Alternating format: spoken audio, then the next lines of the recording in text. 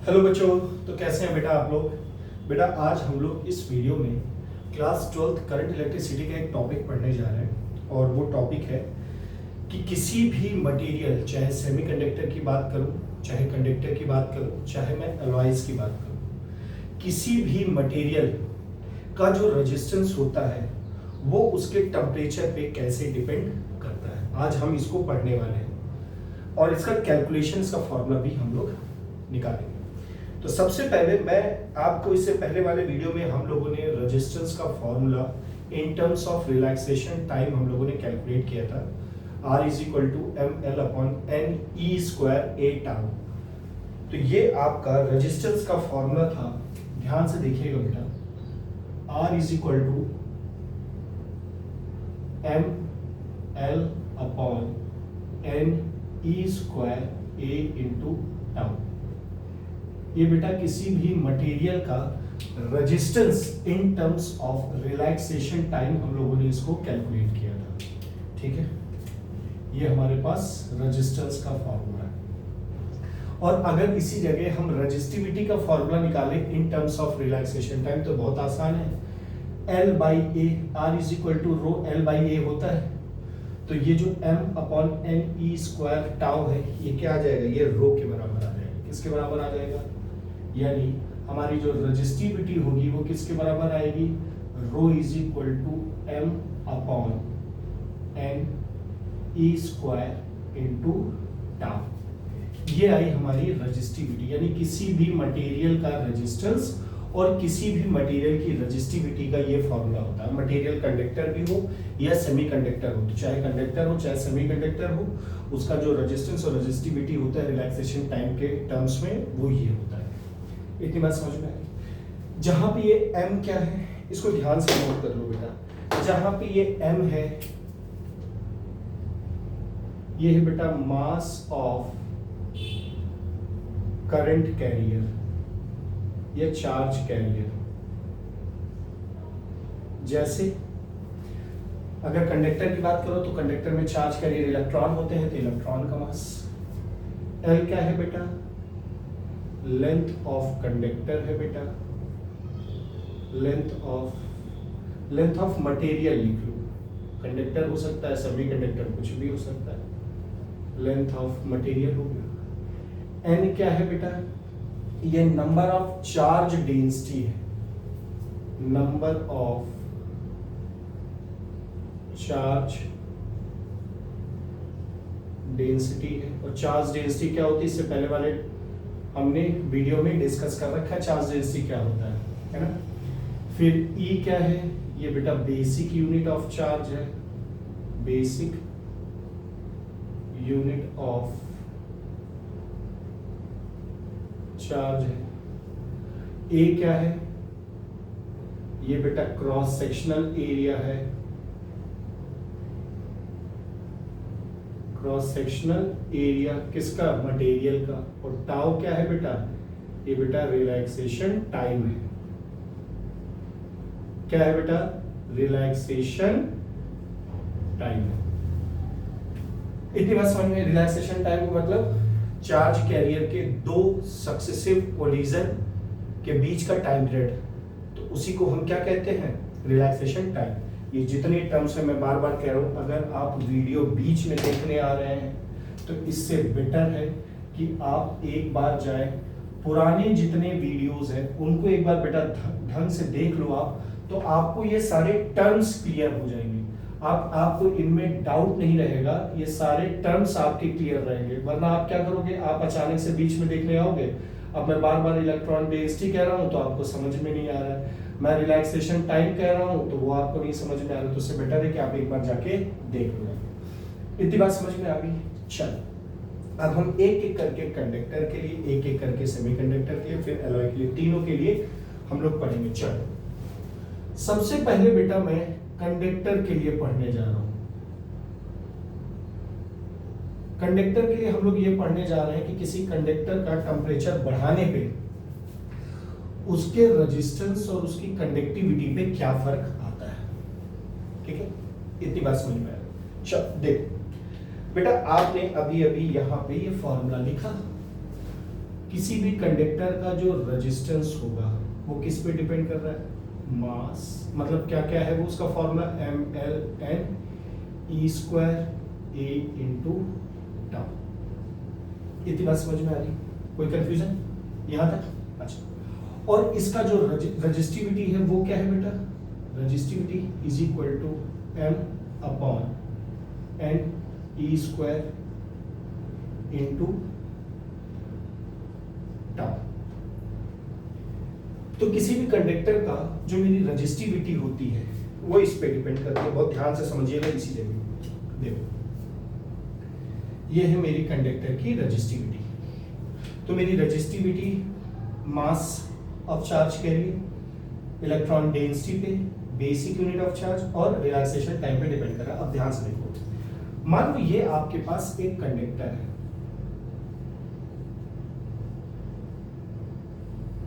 ठीक है, ये एक कंडक्टर है। इस कंडक्टर में ये चार्ज कैरियर्स है। क्या है बेटा? Charge carriers. क्या है? चार्ज कैरियर इलेक्ट्रॉन्स हैं। क्या है? इलेक्ट्रॉन्स। भाई इन्हीं के फ्लो से ही तो करंट का फॉर्मेशन होता है। और ये कंडक्टर की जो लेंथ है उसको हमने L मान लिया। क्या मान लिया? L मान लिया। इस कंडक्टर का जो क्रॉस सेक्शनल एरिया है बेटा उसको हमने क्या मान लिया? A मान लिया। और इस कंडक्टर का, अब देखो, इस कंडक्टर का मान लो मैंने यहाँ पे एक यूनिट वॉल्यूम ले लिया। कितना ले लिया? ऐसे करके मैंने निकाला और मुझे पता चल गया ये कंडक्टर का जो इतना सा पोर्शन मैंने देखा, इसका वॉल्यूम 1 यूनिट क्यूब है। कितना यूनिट क्यूब है बेटा? 1। बहुत ध्यान से समझ लो, 1 यूनिट क्यूब है। तो इस 1 यूनिट क्यूब में जितने चार्ज कैरियर्स प्रेजेंट होंगे उसी को हम इलेक्ट्रॉन डेंसिटी कहते हैं, n। क्या कहते हैं? n कहते हैं। और टाउ क्या है? इन दोनों चार्ज कैरियर्स के बीच का जो कोलिजन है, जो और कोलिजन का टाइम पीरियड है, उसी को हम रिलैक्सेशन टाइम कहते हैं। इतनी बात समझ में? अब देखो, जैसे ही बेटा आपने इस कंडक्टर को हीट दिया, क्या दिया बेटा? हीट। देखो, जैसे ही आपने इस कंडक्टर को क्या दिया बेटा? हीट दिया, वैसे ही देखो होगा क्या। सबसे पहले आपका टाउ पे फर्क आएगा, रिलैक्सेशन टाइम पे फर्क आएगा। कैसे? जैसे आपने इसको हीट दिया, इस कंडक्टर ने हीट को एब्जॉर्ब किया, ये है। आपने इसको हीट दिया, कंडक्टर ने हीट को एब्जॉर्ब किया। जैसे ही कंडक्टर ने हीट को एब्जॉर्ब किया, कंडक्टर के एटम्स ने हीट को एब्जॉर्ब किया। जैसे ही कंडक्टर के एटम्स ने हीट को एब्जॉर्ब किया, वैसे ही उन एटम्स के बाहर वाले जो इलेक्ट्रॉन्स हैं, जिनको आप फ्री इलेक्ट्रॉन्स कहते हो, मूव कर जाते हैं, उन्होंने हीट को एब्जॉर्ब किया। यानी इन चार्ज कैरियर्स ने हीट को एब्जॉर्ब किया। जैसे ही बेटा चार्ज कैरियर हीट को एब्जॉर्ब करेंगे, अब इनके पास एनर्जी आ गई ना, अब ये क्या करेंगे? और तेज मूव करेंगे। जैसे ये था और इससे आगे वाला था। अब एक कंडीशन है जब ये नॉर्मल ऐसे रखे हुए थे, और एक कंडीशन है जब आपने इनको हीट दे दी। मैं रेड कलर का ऐसे बना रहा हूं, इससे समझ लें अब इनको हीट मिल गई। तो जब इनको हीट नहीं मिली थी तो ये आराम से वेलोसिटी से, v1 वेलोसिटी से मान लो मूव कर रहे थे। और जब इनको हीट मिली तो इनकी वेलोसिटी बेटा, अब आप बताओ, इनकी वेलोसिटी जो v2 है वो पहले के कंपैरिजन में ज्यादा हो जाएगी? बोलो हाँ है ना? भाई पहले के कंपैरिजन में क्या हो जाएगी? ज्यादा हो जाएगी ना? अरे हाँ है ना? ज्यादा हो जाएगी। भाई एनर्जी मिल गई ना, तेज से मूव करेंगे।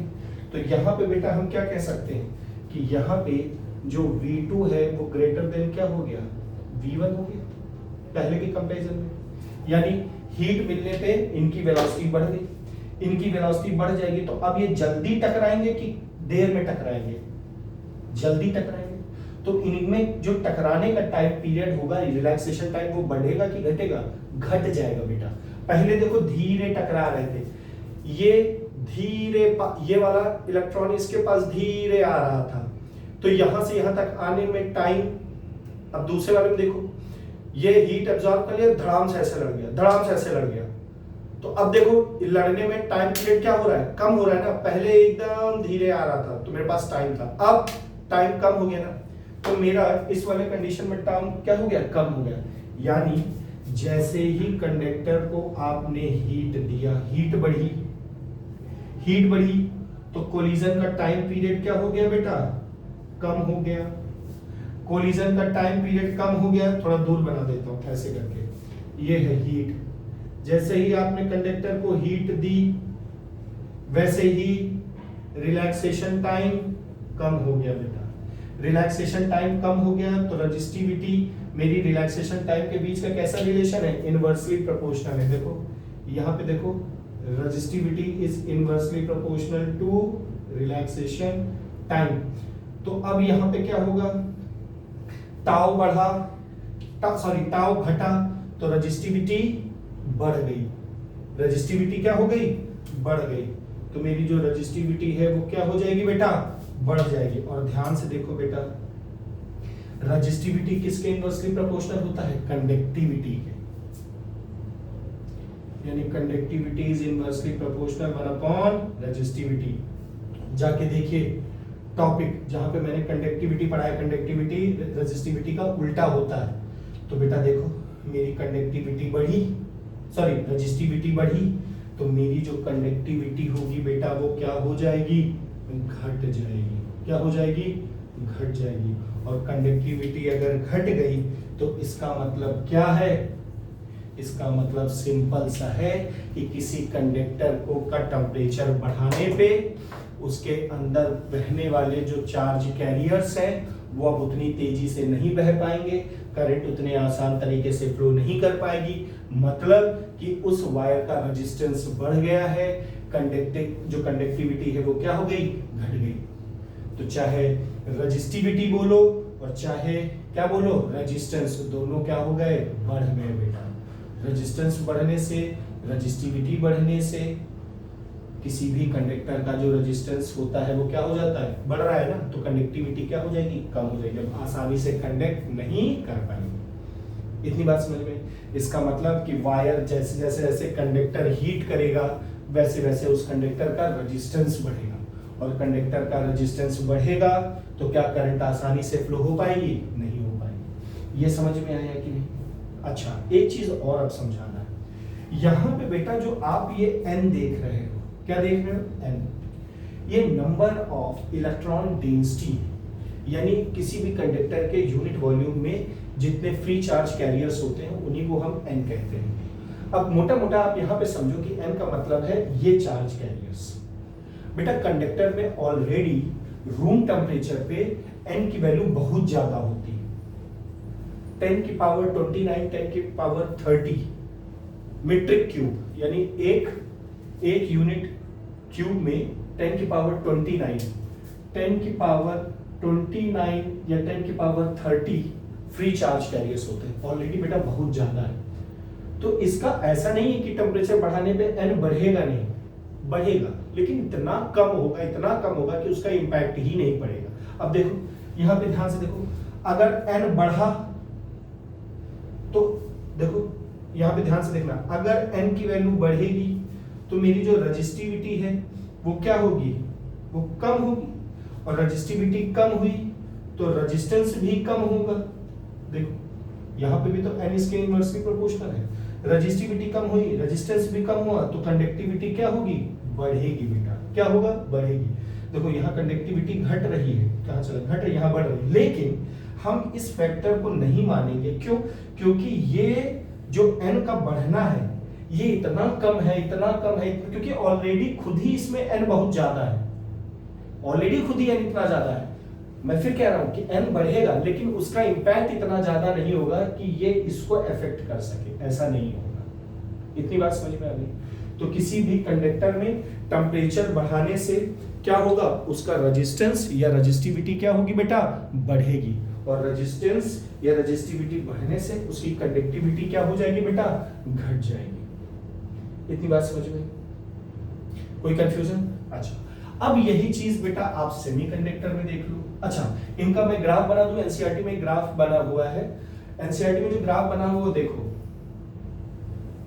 ये आपका y एक्सिस हो गया, ये आपका x एक्सिस हो गया, ठीक है। x एक्सिस में आपने टेम्परेचर को दिखा दिया और y एक्सिस में आपने रेजिस्टिविटी या फिर रेजिस्टेंस को दिखा दिया। तो वहां पे जो आपका ग्राफ है वो कुछ ऐसा है कि जैसे जैसे टेम्परेचर बढ़ेगा किसी भी कंडक्टर की रेजिस्टिविटी बढ़ेगी। अब ये अलग अलग जो कंडक्टर्स हैं उनकी अलग अलग है, कोई एकदम ही सीधा पाथ फॉलो करता है, कोई यहाँ थोड़ा सा जाएगा कर्व और फिर यहाँ सीधा हो जाएगा, कोई एकदम कर्व जा रहा होगा। लेकिन कुल मिला के ओवरऑल जो कंडक्टर का आप ग्राफ देखोगे टेम्परेचर रेजिस्टेंस या टेम्परेचर रेजिस्टिविटी का, वो बढ़ता हुआ दिखेगा। यहाँ तक समझ में आ गया? कोई कंफ्यूजन? अच्छा, अब यही चीज आप आ जाओ सेमीकंडक्टर में बेटा। किस में आ जाओ?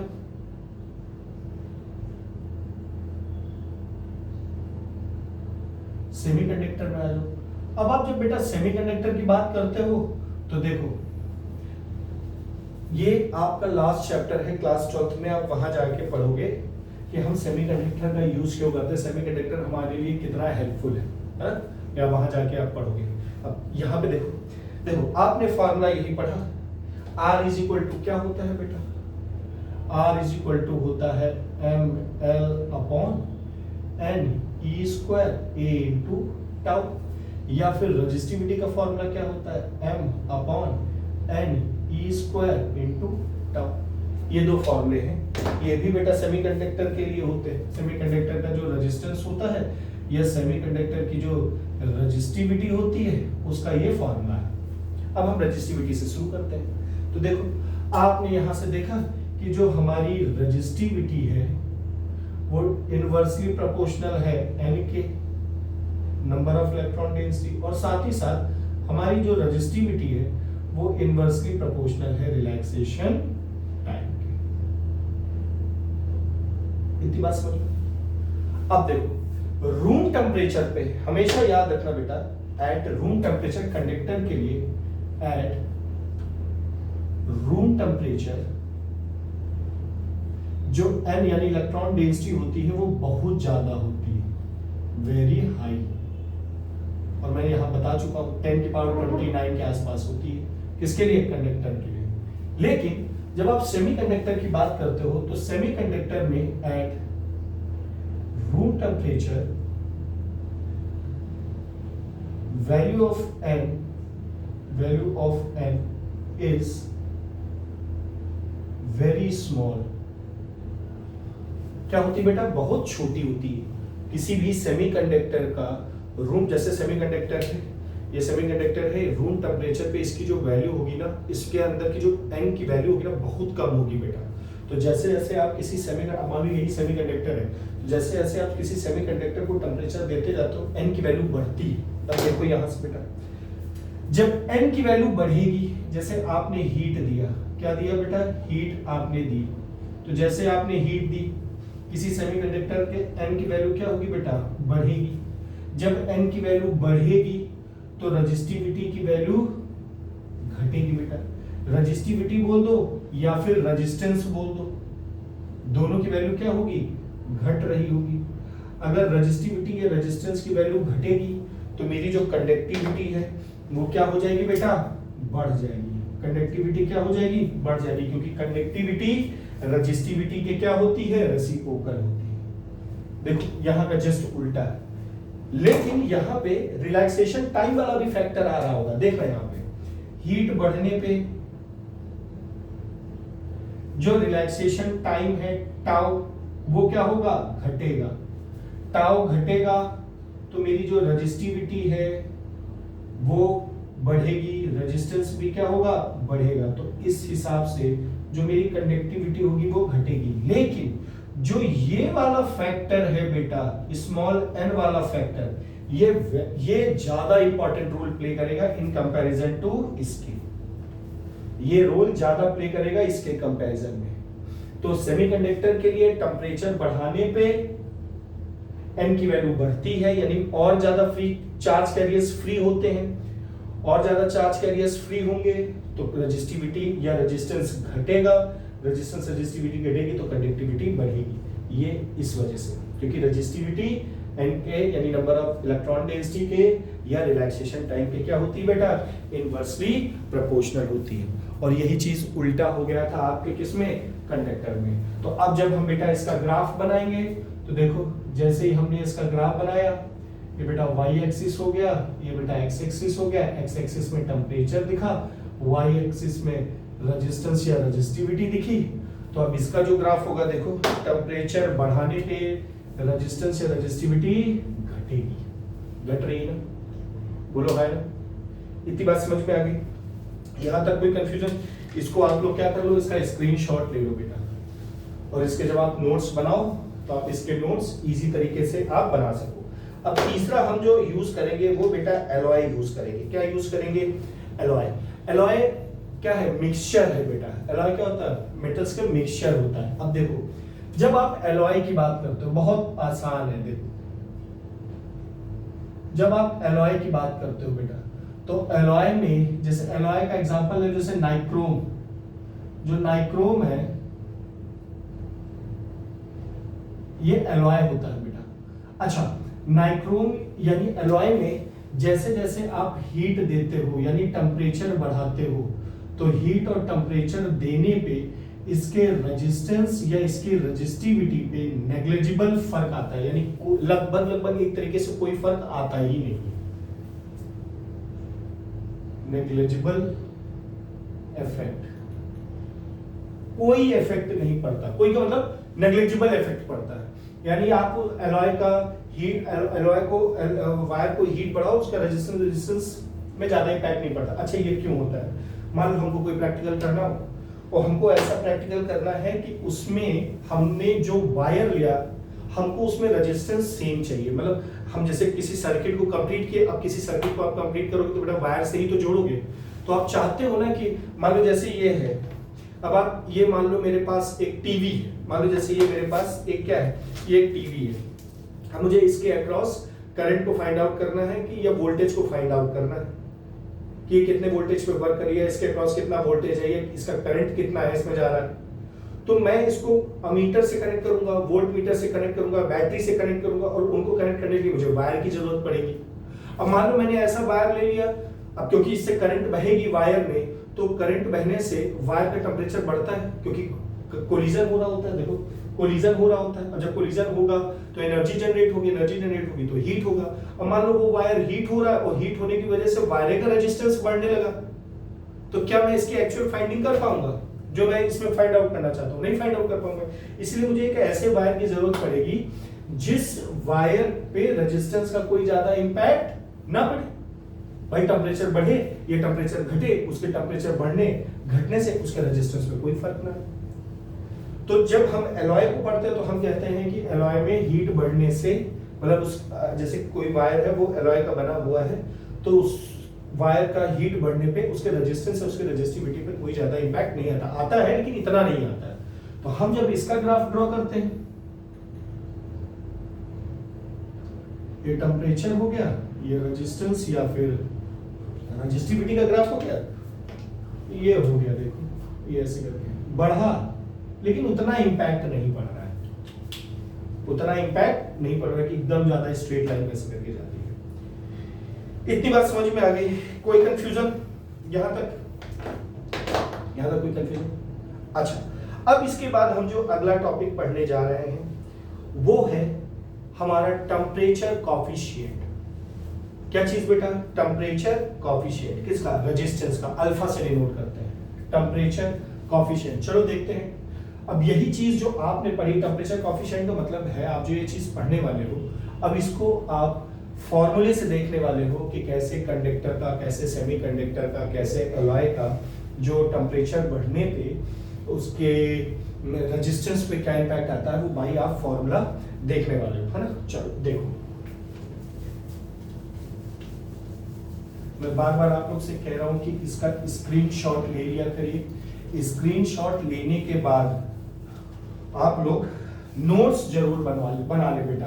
देखो खुद से नोट्स बनाना बहुत ज्यादा जरूरी होता है बेटा। आप जितना खुद से ज्यादा नोट्स बनाएंगे आपके लिए ही उतना ज्यादा आसान होगा, क्योंकि एग्जाम टाइम में जब लास्ट टाइम आता है एग्जाम का ना, तो वहां पे आपकी ये बुक्स काम नहीं आने वाली कि आप बैठ के बुक्स पढ़ो और बुक्स पढ़ के आपको समझ में आए कि नहीं ये बुक्स पढ़ लो, इन बुक्स से समझ में आ जाएगा। इतना टाइम नहीं होता ना आपके पास कि आप बुक पढ़ोगे और बुक पढ़ के आप देखो कि नहीं आपको समझ में आ जाएगा। आपके लिए वहां पे एक नोट्स की जरूरत पड़ेगी जिनसे आप कम टाइम में मैक्सिमम आउटपुट निकाल सको। चलो देखो, मान लो ये आपके पास एक कंडक्टर है,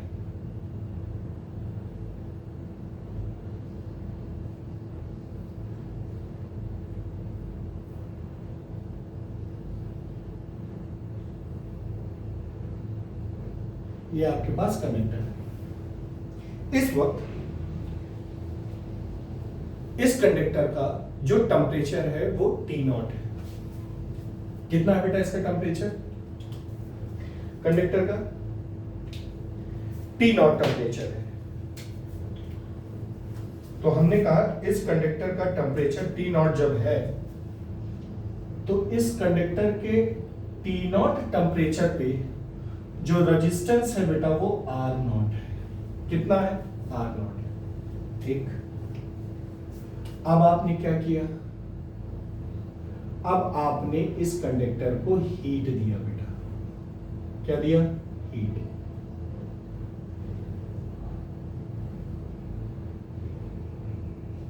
आपने इस कंडक्टर को क्या दिया? हीट दिया। अब जैसे ही आप इसको हीट दोगे इसका टेम्परेचर कुछ बढ़ेगा। हम कह रहे हैं इसका टेम्परेचर बढ़ा, थोड़ा सा बढ़ा, डेल्टा टी बढ़ा। कितना बढ़ा? Delta T. अब ये बढ़ना जो है इसको बहुत ध्यान से देखना बेटा। ये बढ़ना का मतलब ये है, ये चेंज इन टेम्परेचर शो हो रहा है। इसका मतलब कि चाहो तो आप टेम्परेचर हीट देके बढ़ा सकते हो, चाहो तो इसको ठंडी जगह रख के इसका टेम्परेचर कम भी कर सकते हो। ये डेल्टा टी पॉजिटिव भी हो सकता है और डेल्टा टी निगेटिव भी हो सकता है, कुछ भी हो सकता है। तो इसके रेजिस्टेंस पे क्या फर्क आएगा? R0 plus delta R। बोलो है ना? तो आप यहां से एक चीज देख रहे हो, आपको ये दिख रहा है कि यहां पे किसी मटेरियल का टेम्परेचर चेंज करने में, चाहे बढ़ाने पे और चाहे घटाने पे, उसके रेजिस्टेंस पे फर्क आ रहा है। उसके रेजिस्टेंस में चेंज आ रहा है। टेम्परेचर का चेंज करने से रेजिस्टेंस पे भी क्या आ रहा है? चेंज आ रहा है। और जब ऐसा आ रहा है तो आप ये कह सकते हो कि किसी मटेरियल के चेंज इन रेजिस्टेंस जो होगा वो चेंज इन टेम्परेचर के डायरेक्टली प्रोपोर्शनल होगा। यानी जैसे जैसे टेम्परेचर बढ़ेगा किसी मटेरियल का, वैसे वैसे उस मटेरियल के रेजिस्टेंस में भी चेंज आएगा। आप ये कह सकते हो। और ये चीज जो हम लोग कह रहे हैं ये बाय एक्सपेरिमेंट हम लोगों ने प्रूव किया। इसको कैसे प्रूव किया? एक्सपेरिमेंट से। अच्छा ठीक है। और हम लोगों ने क्या फाइंड आउट किया? और हम लोगों ने ये फाइंड आउट किया जो हमारा चेंज इन रेजिस्टेंस है वो हमारा ओरिजिनल रेजिस्टेंस के डायरेक्टली प्रोपोर्शनल है। मतलब जितना ज्यादा किसी कंडक्टर का रेजिस्टेंस होगा उतना ज्यादा टेम्परेचर चेंज करने पे उसके रेजिस्टेंस में भी उतना ही ज्यादा चेंज आएगा। मेरी बात समझ में आई? जैसे मान लो ये आपके पास एक कंडक्टर है, ठीक, और एक कंडक्टर ये है। इस कंडक्टर का रेजिस्टेंस R1 है और इस कंडक्टर का रेजिस्टेंस R2 है। यहां पे R1 की वैल्यू क्या है बेटा? R2 से ज्यादा है। आपने इसको बेटा हीट दिया। क्या दिया? हीट दिया। सेम अमाउंट की हीट दी। क्या की? सेम अमाउंट की हीट दी। तो बेटा हीट देने पर इसके रेजिस्टेंस पे भी तो चेंज आएगा। तो इसके रेजिस्टेंस में जो चेंज आया हमने मान लिया वो डेल्टा R बनाया, और इसके रेजिस्टेंस में जो चेंज आएगा वो क्या है? डेल्टा R2 आया। तो यहाँ पे जो चेंज इन रेजिस्टेंस आएगा डेल्टा R1 वो डेल्टा R2 से क्या आएगा? ज्यादा आएगा। क्यों? क्योंकि इसके ओरिजिनल रेजिस्टेंस दूसरे वाले से ज्यादा था। तो किसी कंडक्टर का जो ओरिजिनल रेजिस्टेंस अगर ज्यादा है दूसरे के कंपैरिजन में तो उसका चेंज भी ज्यादा होगा। मेरी बात समझ में आई? तो ये चीज थी। अब यहाँ अगर ये चीज हुई तो जब आप इन दोनों को कंबाइन करोगे तो क्या बन जाएगा? Delta R delta R R delta T combine कर दिया तो डेल्टा R। अब यहाँ पे इक्वल आपने लगा दिया। जब यहाँ इक्वल लग गया तो यहाँ एक कांस्टेंट आ जाएगा, वो कांस्टेंट है अल्फा लग गया। क्या आ गया बेटा? अल्फा। तो ये आ जाएगा अल्फा आर डेल्टा टी। इतनी बात समझ में आ गई? कोई कंफ्यूजन? इतना समझ में आ गया? अच्छा, यहां से जब आप क्या निकालोगे, अल्फा निकालोगे, तो यहां से बेटा अल्फा की वैल्यू क्या आएगी, बहुत ध्यान से देखो, यहां से अल्फा की वैल्यू आएगी delta R upon R delta T. ये क्या आया बेटा, टेम्परेचर कोफिशिएंट ऑफ रेजिस्टेंस। किसका आया, टेम्परेचर कोफिशिएंट ऑफ रेजिस्टेंस। यहां से इसकी एसआई यूनिट पे बात करो, किस पे बात करो बेटा, इसकी एसआई यूनिट पे बात करोगे तो डिग्री सेल्सियस इनवर्स। देखो आर की एसआई यूनिट ओम, इसकी भी एसआई यूनिट ओम, ओम कट जाएगा, बचा क्या, डेल्टा टी 1 में, तो 1 डिग्री सेल्सियस, सेल्सियस ऊपर चला जाएगा तो डिग्री सेल्सियस इनवर्स हो जाएगा। इतनी बात समझ में आएगी? कोई समझ में आया? अच्छा, अब डेल्टा आर को क्या लिख सकते हैं, देखो हम बेटा डेल्टा आर को क्या लिख सकते हैं, ये चेंज इन रेजिस्टेंस है ना, इसको हम लिख सकते हैं R minus R naught by final minus initial. ठीक, डेल्टा टी को क्या लिख सकते हैं बेटा, टी माइनस टी नॉट। तो मेरा जो यहाँ से अल्फा आएगा, इस अल्फा की वैल्यू देखो क्या आएगी, ये अल्फा की वैल्यू आ जाएगी R minus R naught total upon R, और डेल्टा टी कितना आ जाएगा, टी माइनस टी नॉट। ये आ गया मेरा बेटा। इतनी बात समझ में आई? कोई कंफ्यूजन? कोई कंफ्यूजन? अच्छा देखो, अब यहां से हम निकालेंगे कि किसी सेमीकंडक्टर का या किसी कंडक्टर का टेम्परेचर बढ़ाने पे रेजिस्टेंस पे क्या इंपैक्ट आता है। देखो, अगर मैं कंडक्टर की बात करूं, किसकी बात करूं बेटा, कंडक्टर की बात करूं, तो बेटा कंडक्टर में ये आपने ऑलरेडी इससे पहले पढ़ा था कि जो कंडक्टर है उसका जो अल्फा होता है वो हमेशा बेटा पॉजिटिव होगा। कैसा होगा, पॉजिटिव होगा। अब देखो ये क्यों होगा, ध्यान से समझिए। अल्फा पॉजिटिव इसलिए होगा क्योंकि जब आप कंडक्टर देखते हो, कंडक्टर का जब आप टेम्परेचर बढ़ाते हो तो उसका रेजिस्टेंस बढ़ता है। आर नॉट इनिशियल रेजिस्टेंस है, आर नॉट क्या है बेटा, यहाँ पे ये इनिशियल रेजिस्टेंस है, इनिशियल रेजिस्टेंस है। देखो आर नॉट इनिशियल रेजिस्टेंस है, और आर क्या है, मान लो आपने इसको टी टेम्परेचर पे रेजिस्टेंस या फाइनल रेजिस्टेंस कर लो, resistance at temperature T, T temperature पे इसका रेजिस्टेंस, तो आर फाइनल। अब यहां देखो डेल्टा क्या फाइनल है, तो ये इनिशियल है। तो कंडक्टर में टेम्परेचर जब आप बढ़ाते हो तो रेजिस्टेंस बढ़ता है ना, तो यहाँ पे आर की वैल्यू क्या होगी, आर नॉट से क्या होगी, बड़ी होगी।